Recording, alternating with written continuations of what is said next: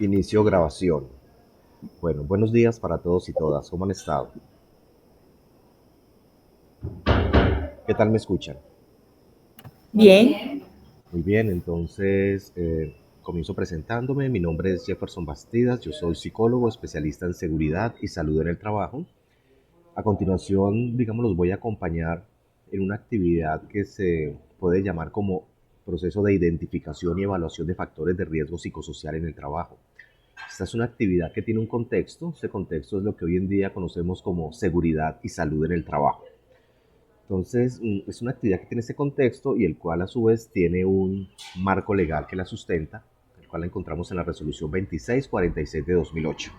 ¿Qué nos dice esta norma? Esta norma nos dice que por la cual se establecen disposiciones y se definen responsabilidades para la identificación, evaluación, prevención, intervención y monitoreo permanente de la exposición a factores de riesgo psicosocial en el trabajo y para la determinación del origen de las patologías causadas por el estrés ocupacional.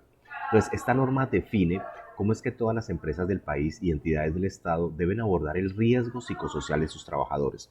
Desde ese punto de vista, es una actividad de obligatorio cumplimiento para todas las empresas y entidades del país como tal.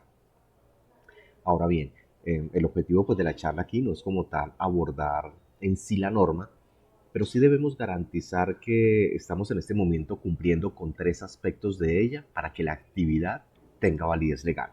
¿Cuáles son esos aspectos? El primero hace referencia al artículo número 10 de la norma, el cual nos habla de los instrumentos para la evaluación de los factores psicosociales.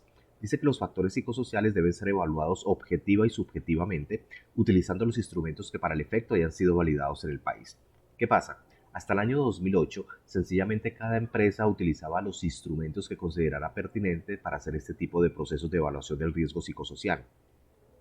A partir de esta norma, el gobierno nacional pidió que no fuera de esa manera, sino que se construyera un instrumento validado científicamente en población colombiana para hacer este proceso de identificación y evaluación.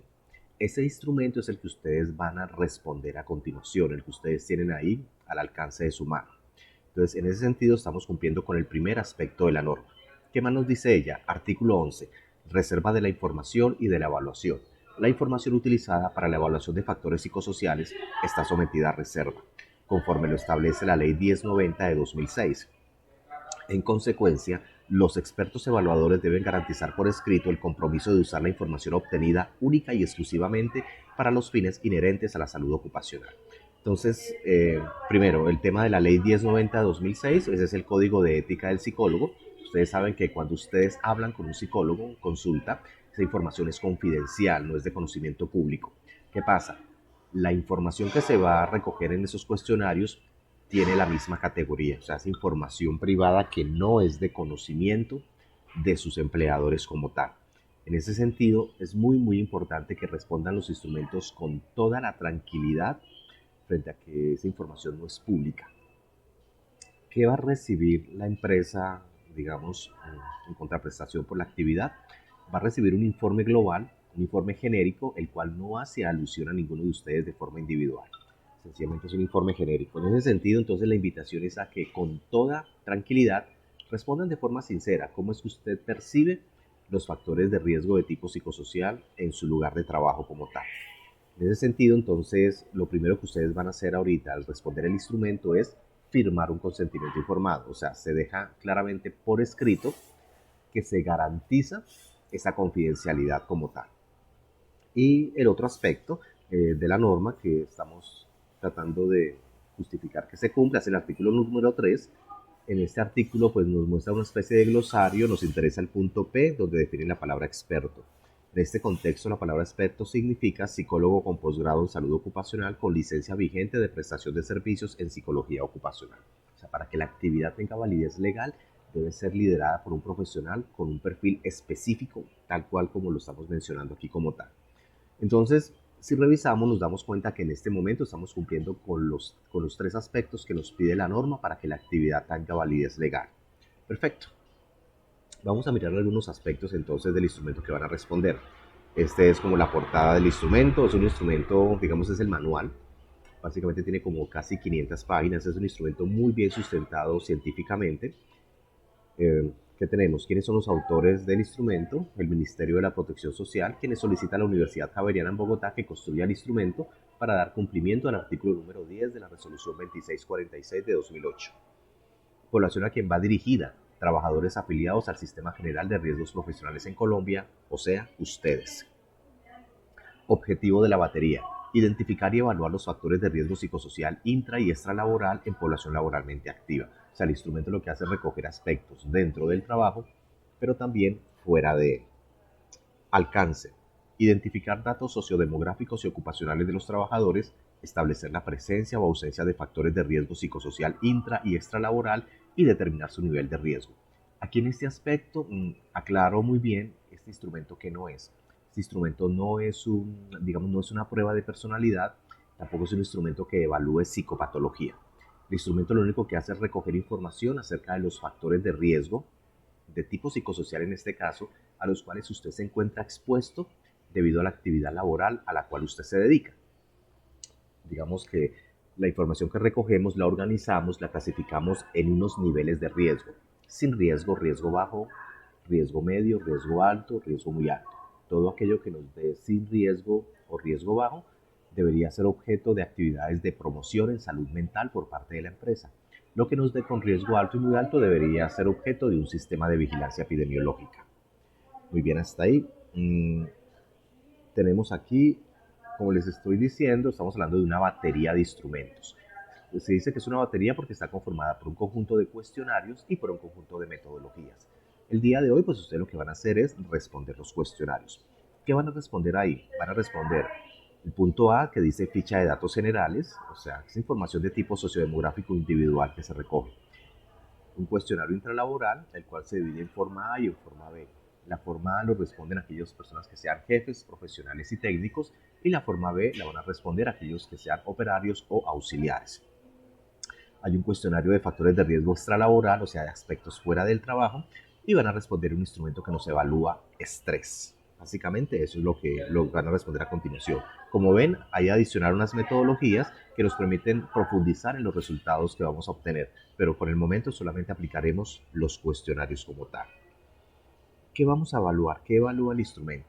A nivel intralaboral, digamos, aquí nos muestra que la información se organiza en categorías llamadas dominios y a su vez estas se organizan en otras categorías llamadas dimensiones. En el caso de los dominios, básicamente evalúa 4: demandas del trabajo, control, liderazgo, relaciones sociales en el trabajo y recompensa. Y a su vez, cada uno de esos dominios se subclasifica en cada dimensión. Entonces, cada uno de estos aspectos los vamos a evaluar con los niveles que les mencioné anteriormente: sin riesgo, riesgo bajo, riesgo medio, riesgo alto, riesgo muy alto. A nivel extralaboral nos evalúa, digamos, estas dimensiones: tiempo fuera del trabajo, relaciones familiares, etcétera, como tal. También nos recoge la información sociodemográfica: sexo, edad, estado civil, grado de escolaridad, etcétera, como tal. Listo. Muy bien, muchachos. ¿Para qué la actividad? O sea, ¿cuál es el sentido que tiene realizar esta actividad? Comencemos por el deber ser. ¿Cuál es el deber ser de la actividad? Pues sencillamente que la empresa para la cual ustedes están trabajando se encuentra preocupada por el bienestar psicológico y emocional de sus trabajadores. Por lo tanto, quiere contar con información fiable, validada científicamente, para generar las condiciones que les permitan a ustedes trabajar en un entorno saludable. Ese es el deber ser de la actividad. Suponiendo que ese deber ser no estuviera del todo claro, ¿cuál es la otra razón para realizar la actividad? Sencillamente porque la ley obliga. Todas las empresas del país, todas las entidades del Estado deben realizar este proceso de identificación y evaluación de los factores de riesgo psicosocial, so pena de exponerse pues a sanciones y todo ese tipo de elementos como tal. Lo mismo, aplicar ese instrumento también es el primer paso para iniciar un proceso de vigilancia epidemiológica de factores de riesgo psicosocial. Siempre comenzamos con el tema de la recolección de información. Mm, Análisis psicosocial en procesos de determinación de origen de enfermedades presumiblemente derivadas del estrés. Ustedes saben que en Colombia tenemos todo un marco legal para iniciar, digamos, en caso de que usted lo crea pertinente, un proceso de determinación de origen de enfermedad laboral. Digamos, si usted dice, no, venga, es que yo vengo enfermo y la única explicación a mi enfermedad es el trabajo. Usted puede iniciar un proceso de este tipo y suponiendo que fuera de tipo psicosocial, pues uno de los aspectos que se tiene en cuenta en un proceso de esos tan complejo, que tiene en cuenta muchas variables, son los resultados de este instrumento. O sea, lo que quiero que entiendan es que el instrumento tiene implicaciones legales de beneficio para ustedes como trabajadores.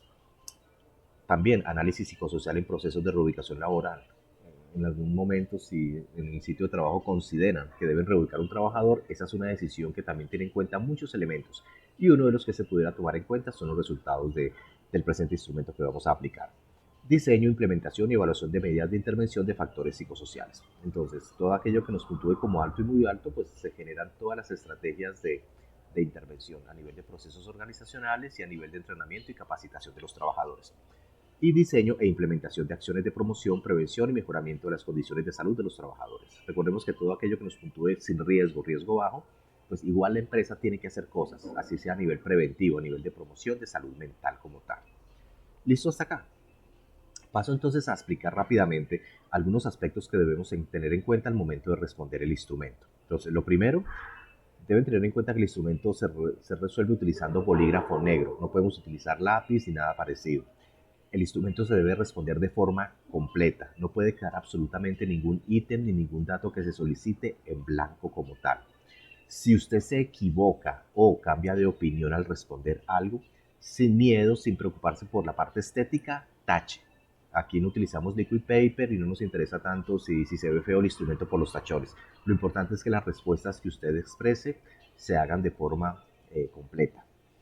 En la gran mayoría de preguntas le piden información sobre la frecuencia con la cual se presenta el factor de riesgo. Les hablan si nunca, casi nunca, algunas veces, siempre, casi siempre. Usted coloca la frecuencia, pero es muy importante que tenga en cuenta la percepción que usted tenga del riesgo de esa frecuencia de presentación en los últimos 6 meses. Es por decir algo, si a usted le preguntan que si en su lugar de trabajo hace mucho calor, pues y resulta que el día de ayer hizo mucho calor, pues usted no va a responder, ah, no, entonces siempre hace mucho calor. No. ¿Cómo ha sido ese clima, ese ambiente de calor en los últimos 6 meses? O sea, siempre tenga en cuenta la percepción promedio del factor de riesgo en los últimos 6 meses para responder la pregunta. Hay una excepción y es el instrumento que van a encontrar al final, que es un instrumento que evalúa estrés. En el caso de ese instrumento, sencillamente usted tiene en cuenta los últimos 3 meses para responder el instrumento. En ese instrumento le preguntan sobre aspectos relacionados con síntomas físicos, psicológicos y emocionales como tal. Ten en cuenta en este caso únicamente los últimos 3 meses como tal. Hay muy poquito que escribir en el instrumento. Lo poquito que haya para escribir, si les pido, letra muy clara. Nada de letra de pronto, letra pegada o letra como parecía la de un médico. Que sea letra muy clara porque saben que una persona va a tener que tabular esa información y necesitamos que sea muy, muy legible como tal, ¿no es cierto?